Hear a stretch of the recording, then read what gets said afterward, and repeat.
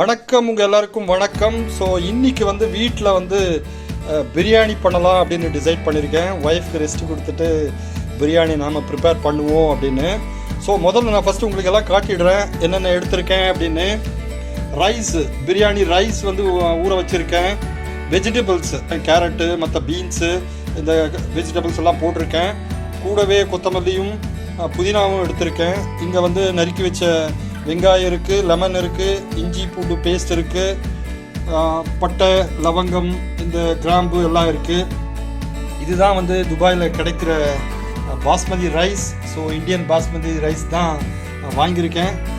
Curd இருக்குது, கூடவே வந்து பிரியாணி மசாலா இருக்குது. ஸோ இந்த பொருள் எல்லாத்தையும் வச்சு எப்படி அழகாக ஒரு வெஜிடபிள் பிரியாணி பண்ணலாங்கிறத இந்த வீடியோவில் பார்ப்போம்.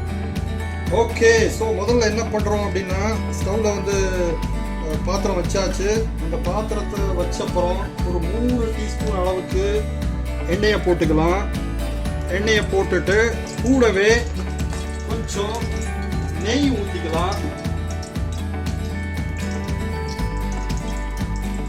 நல்லா சூடாகட்டும் நெய்யும். பார்த்துக்கோங்க, எண்ணெய் சூடாகிடுச்சு அப்படின்னா எடுத்து வச்ச இந்த பட்டை லவங்க ஜீரகம் எல்லாத்தையும் போட்டு லைட்டாக வதக்கிடலாம்.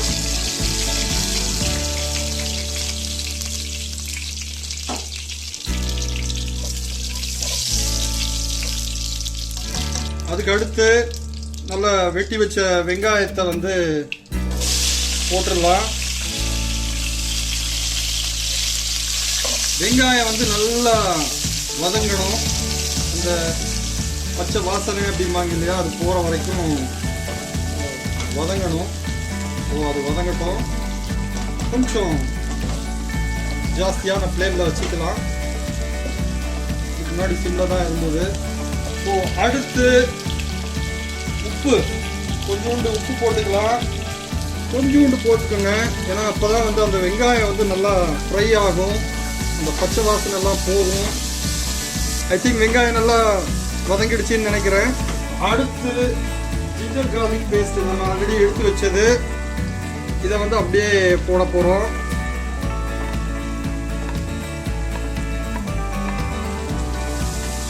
சிம்ல இருக்கட்டும், அடி பிடிக்காம பார்த்துக்கணும். ஒரு 2-3 மினிட்ஸ் எடுக்கும். ஜிஞ்சர் கார்லிக் பேஸ்ட் வந்து அந்த பச்சை வாடை போகணும். அதனால் நல்லா சிம்மில் வச்சு நல்லா அதை வந்து அழகாக நீங்கள் வந்து வதக்கணும். அப்புறம் கொஞ்சம் நேரம் வெயிட் பண்ணணும். அப்போ தான் வந்து அந்த பிரியாணிக்கு உண்டான ஃப்ளேவர் வந்து சரியாக வரும். ஓகேங்களா? Okay, so ginger garlic paste வந்து நல்லா இதாக ஆயிடுச்சு. ஸோ உடனே நெக்ஸ்ட் வந்து தக்காளி, நம்ம நறுக்கி வச்ச தக்காளியை வந்து போட்டுட்டு அது நல்லா மசியணும். சின்ன சின்னதாக கட் பண்ணி போட்டுருங்க. அந்த தக்காளி வந்து நல்லா மசியணும். அதனால் ஒரு இந்த மூடி போட்டு ஒரு 2 மினிட்ஸ் நம்ம வந்து இதை நல்லா வேக விடுவோம். மூடிடலாம் ஒரு 2 மினிட்ஸ். தக்காளி ஜிஞ்சர் கார்லிக் பேஸ்ட்லாம் நல்லா வெந்திருக்கு.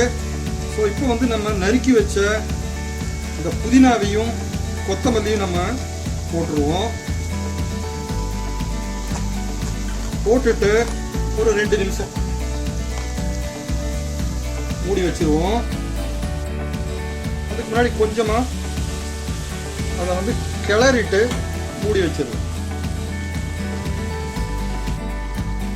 ஃப்ளேவரெல்லாம் இறங்கிடுச்சு. ஸோ நம்ம நறுக்கி வச்ச இந்த வெஜிடபிள்ஸை வந்து போட்டுருவோம். கேரட் இருக்குது, பீன்ஸ் இருக்குது, உருளைக்கிழங்கு சின்னதாகவும் கட் பண்ணி போட்டிருக்கேன். மெயினாக வந்து காலிஃப்ளவர் வந்து வேணும். ஸோ அப்போ தான் உங்களுக்கு வந்து அந்த பிரியாணியோட டேஸ்ட் வந்து நல்லாவே இருக்கும். ஸோ பாருங்கள், வெஜிடபிள்ஸ் வந்து நம்ம டிஃப்ரெண்ட் வெரைட்டி ஆஃப் வெஜிடபிள்ஸ் போடுறப்போ நல்ல ஒரு கலர்ஃபுல் பிரியாணி கிடைக்கும். வெஜிடபிள் போட்டப்புறம் ஒரு வாட்டி நல்லா கிண்டிடுங்க. ஏன்னா அப்போ தான் வந்து நீங்கள் ஆல்ரெடி போட்டிருக்கிற அந்த ஆயிலோடு அது வந்து மிக்ஸ் ஆகும். ஸோ ஒரு வாட்டி ரொம்ப கிண்டாதீங்க, லைட்டாக அதை வந்து நல்லா கிளறிட்டு அடுத்ததான் நம்ம எடுத்து வச்சிருக்கிற தயிர். இந்த தயிரை வந்து அப்படியே இதில் போட்டுருவோம். அடுத்தது வந்து பார்த்தீங்கன்னா நான் வந்து இந்த ஈஸ்டர்ன் பிரியாணி மசாலா வாங்கியிருக்கேன். ஸோ இதில் வந்து நீங்கள் ஒரு 3/4 பாகம் இந்த பாக்கெட்டில் இருக்கிறதுல நீங்கள் ஒரு ஆல்மோஸ்ட் ஒரு 70%. ஸோ இது நாங்கள் 2 பேருன்றதுனால 70% வரைக்கும் எடுத்துக்கலாம். நீங்கள் ஆளுக்கு ஏற்ற மாதிரி நீங்கள் எடுத்துக்கோங்க. உப்பு தேவையான அளவு உப்பு, வெஜிடபிள் எவ்வளோ போட்டிருக்கீங்களோ அதுக்கேற்ற மாதிரி உப்பு. கூடவே நீங்கள் கட் பண்ணி வச்சிருக்கிற இந்த லெமன் நல்லா நல்லா பிழிஞ்சிடுங்க.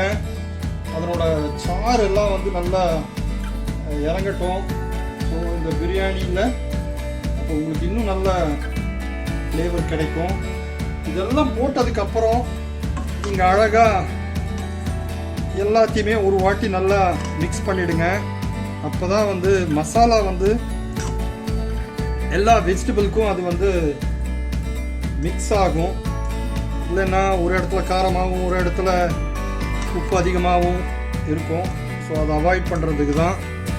ஸோ வெஜிடபிள் எல்லாம் போட்டாச்சு, எல்லா ஐட்டம்ஸ் ஆல்மோஸ்ட் நம்ம போட்டாச்சு.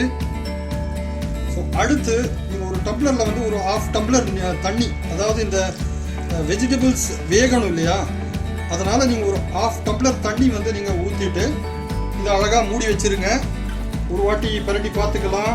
வெஜிடபிள்ஸ் வந்து 3/4 நல்லா வெந்திருக்கு. ஸோ இப்போ உடனே என்ன பண்ணணும் அப்படின்னா நம்ம எடுத்து வச்ச இந்த 1 டம்ளர் ரைஸை வந்து நம்ம போட்டுக்கலாம். போட்டுட்டு நீங்கள் எவ்வளோ ரைஸ் போடுறீங்களோ அதுக்கு 2 மடங்கு தண்ணி. இப்போ நான் வந்து 1 டம்ளர் போட்டிருக்கேன். 1 டம்ளர் விட கொஞ்சம் அதிகமாக போட்டிருக்கேன். நாங்கள் 2 பேருங்கிறதுனால ரொம்ப எல்லாம் கிளறக்கூடாது, ரைஸ் வந்து உடஞ்சிரும். 2.25 டம்ளர் தண்ணி ஊற்றுறேன். நான் காலை விட கொஞ்சம் கம்மி தண்ணி ஊற்றியாச்சு. ஸோ எனக்கு கரெக்டாக இருக்குது. ஸோ அடுத்து என்ன பண்ணணும் அப்படின்னா பக்கத்தில் நீங்கள் ஒரு தவாவை வச்சுட்டு ஆன் பண்ணிவிடுங்க. ஆன் பண்ணிவிட்டு இந்த பக்கம் நம்ம வச்சிருக்கிற இந்த பிரியாணி பாத்திரத்தை தம் போட போகிறோம். அதனால் இதை அப்படியே எடுத்து தவா மேலே நீங்கள் ஒரு 10 மினிட்ஸ் நீங்கள் வைக்கணும். ஸோ தம் போட்டதை வந்து இறக்கிடுவோம். பார்த்தீங்கன்னா தெரியும் பிரியாணி நல்லாவே வந்து வெந்திருக்கு. ஸோ இதை இப்போது டேஸ்ட் பண்ணி பார்ப்போம் எப்படி இருக்குன்னு. ஸோ ஃபைனலி வந்து பிரியாணி ரெடி ஆகிடுச்சு. ஸோ அழகாக நல்ல கலர்ஃபுல்லாக ஃப்ளேவராக இருக்குது. கூடவே கொஞ்சம் ஆனியன் ரைத்தா போட்டிருக்கேன்.